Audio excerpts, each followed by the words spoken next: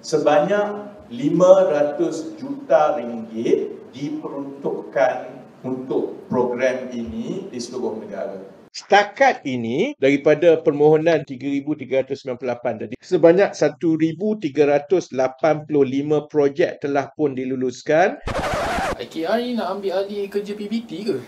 Saya ingat sampai sekarang masih lagi ramai yang mungkin sama-sama bagaimana proses melaksanakan projek ataupun kemudahan awam.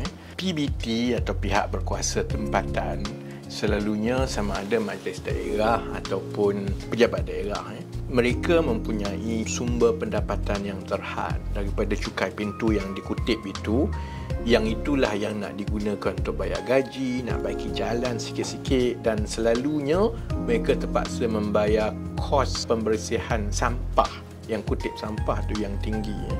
Hanya ada beberapa PBT, pihak berkuasa tempatan sahaja di negara ini yang mempunyai kewangan yang cukup untuk menampung kos-kos ini. Sebab itu kadang-kadang kita tengok ada tempat tu sampah dia tak terkutip dan sebagainya. Itu maknanya pihak berkuasa tempatan tu dia tak cukup duit untuk menampung belanja operasi bulanan dia pun. Jadi dalam keadaan begini sebenarnya hampir keseluruhan pihak berkuasa tempatan kita tidak mempunyai kedudukan kewangan yang mengizinkan untuk membaiki kemudahan-kemudahan mudah rakyat.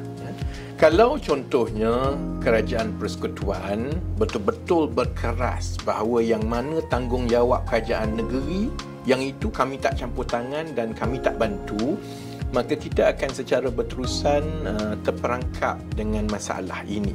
Rakyat yang mendapat kepayahan longkang tak baikilah, kemudian jalan kecil dekat kampung dia, balai raya dan sebagainya, terbengkalai kerana pihak berkuasa tempatan kata minta maaf kami tak ada duit. Sebab itu tanggungjawab pihak-pihak berkuasa tempatan. Tanggungjawab kerajaan persekutuan ialah untuk aset-aset persekutuan lah, selalunya jalan persekutuan, bangunan persekutuan, projek persekutuan dan sebagainya.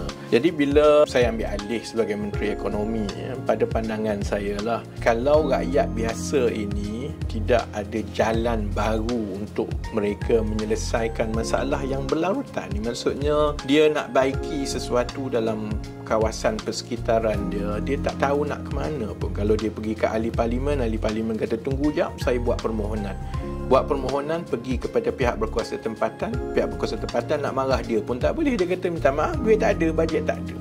Jadi perkara ini telah berulang berkali-kali.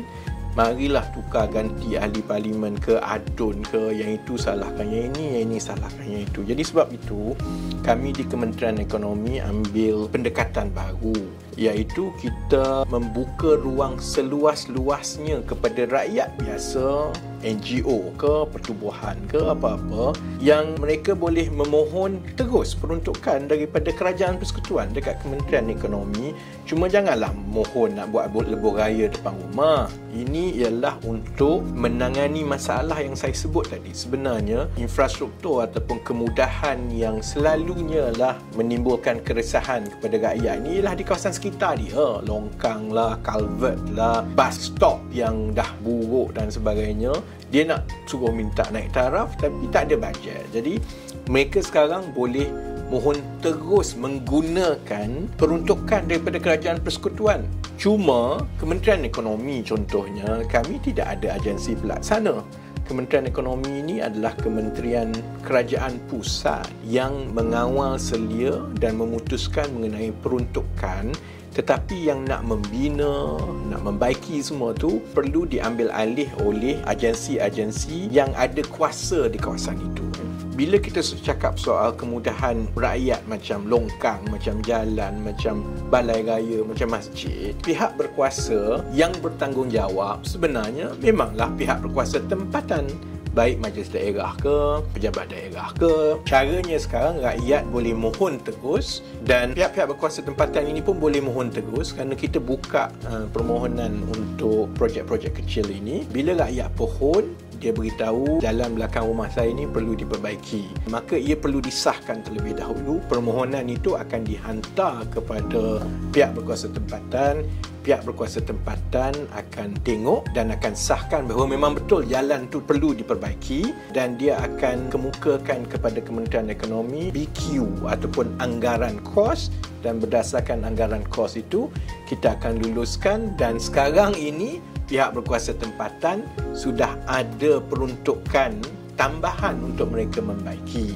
Jadi sebenarnya dia bukan soal ambil alih atau buat kerja. Ini sebenarnya pada pendapat saya adalah satu cara yang lebih demokratik untuk memastikan wang cukai rakyat itu sampai terus kepada rakyat, dan rakyat tidak perlu melalui banyak lapis ni nak minta peruntukan. Dia boleh mohon terus saja, dan insya-Allah kalau bernasib baik dan kalau pihak berkuasa tempatan itu pun rajin nak baiki. Sebab kita juga ada keadaan yang kadang-kadang rakyat mohon, bila kita hantar kepada pihak berkuasa tertentu, dia kata kami tak nak buat sebab ini bukan datang daripada kami nak buat apa yang kami nak buat saja, kan.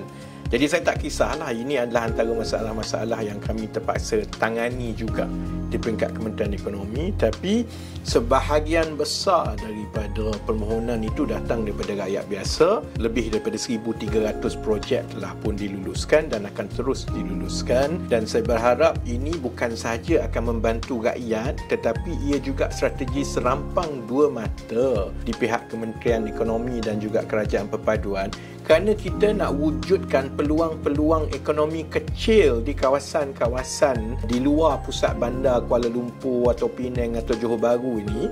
Apabila ada projek-projek kecil ini di seluruh negara, itu akan buka ruang kepada kontraktor-kontraktor kecil kita di seluruh negara. Yang akan dapat untung pun adalah kontraktor-kontraktor. Sebahagian besar daripada mereka adalah kontraktor Bumiputera, kerana projek-projek ini adalah projek-projek kecil yang RM200,000 ke bawah. Jadi ini cara kita yang berbeza daripada yang dibuat oleh pentadbiran dahulu. Kita tak buat jana wibawa, kena ada seorang kemudian dia subkon, tak ada. Kita sebenarnya bagi terus kepada rakyat, kemudian akan dilaksanakan oleh pihak berkuasa tempatan, dan ini membantu menyelesaikan 2-3 masalah sekaligus. Kepada rakyat, dia menyelesaikan masalah macam mana nak baiki kemudahan di persekitaran mereka, tak payah dah melalui beberapa lapis.